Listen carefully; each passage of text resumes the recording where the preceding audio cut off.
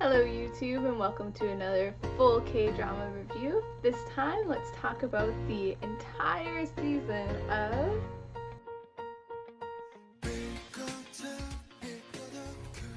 Now, before we go any farther, I want you to go click the link below and watch my first impressions. So it's been about a week since I finished Radio Romance, and with that time, I've really digested what I've watched and thought about the things that I liked and didn't like. So let's just get right into it and let's talk about the secondary or the supporting cast first. In my first impressions, I said that there wasn't a lot to really say about them. They don't give much of an impact, and by the end of the series, that's definitely not the case. There's a secondary romance plotline that even develops with two of the characters that I wasn't expecting to see, but I really did love, especially near the end when they're like in the relationship and you get little snippets of them. They're super cute. Oh my god, I love them.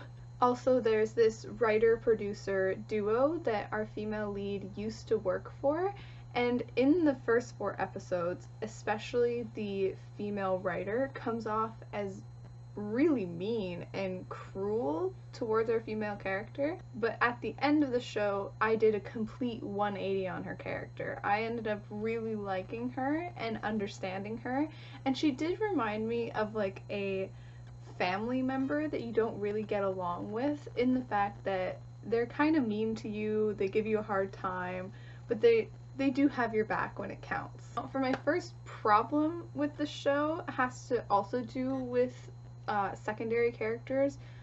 Maybe not even secondary, they're like third tier characters. You don't get much screen time with them at all. And they're these group of 3 like other writers that our main female lead is friends with. I do friends because they really don't interact a lot. And so my issue with them is that they feel very stereotypical. They feel like they're serving a very superficial purpose, in that, you know, like, we need to give our female leads some girlfriends, so let's just give them these people that have no depth at all and have like no characterization. So they really do feel like throwaway members of the cast that I would have preferred just to be cut out completely, because if you're not going to take the time to flesh out a character or even give them some sort of motivation or a purpose, like, why are they even there? Just get rid of them. And that actually leads to my biggest problem with the show in our female lead, in that her relationship with those 3 characters really reflects her, because they're superficial and not necessary and just like archetypes of female friends, and she is, I feel like I'm gonna get some people upset by saying this, but she comes off as very formulaic.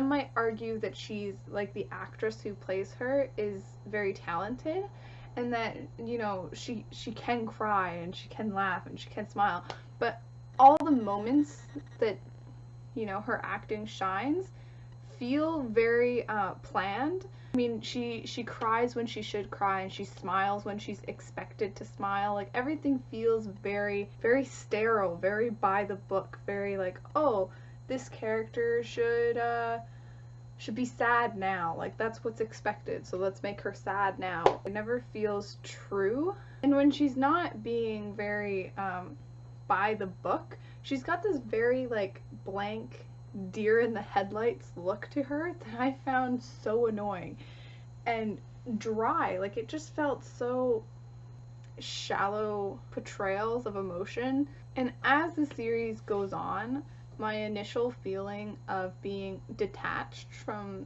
the female protagonist just intensified. And I'll give you an example. Possible spoilers, but really not really. If you're spoiled and upset by this, you know, put on your big girl panties. When the 2 officially get together, it really brings out the male lead's like immature, childish side to him, in that he will be extremely clingy. Like, he calls her all the time, and she's acting like she's very annoyed by this, that she feels suffocated, but instead of acting like an adult and pulling him inside and being like, okay, this is the problems I'm having with this relationship, like, let's work through it, the writers decide to drop that issue once they get the drama from it. So it makes her seem like a character that has no agency, and I'm just left wondering why she was even acting like she was upset by it. Like, if there's not gonna be something that comes of it, what was the point? And that's not the only instance. It feels like everything is for the sake of doing it and not because the character themselves would have done it.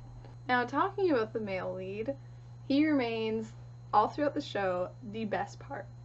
He's got flaws in the fact that he is very mature, and that probably stems from the fact that, you know, his family life is so tumultuous. He seems like such a real person. Like, I could walk up to this character on the street, whereas she seems to exist only in the TV show space. And yay, we do get a little bit of narration from him. Very little narration from him. I think it's episode 7, but when you do, it's...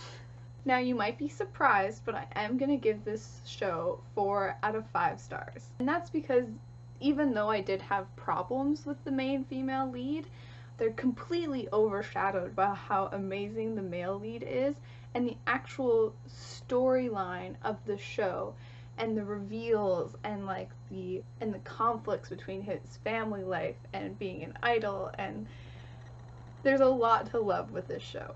I don't think you'll be disappointed, just because I tend to be a little bit harder on my female characters than I think the average viewer. If you watch it, if you give it a chance, you're gonna fall in love with everybody and have a great time, because overall this show is a great time.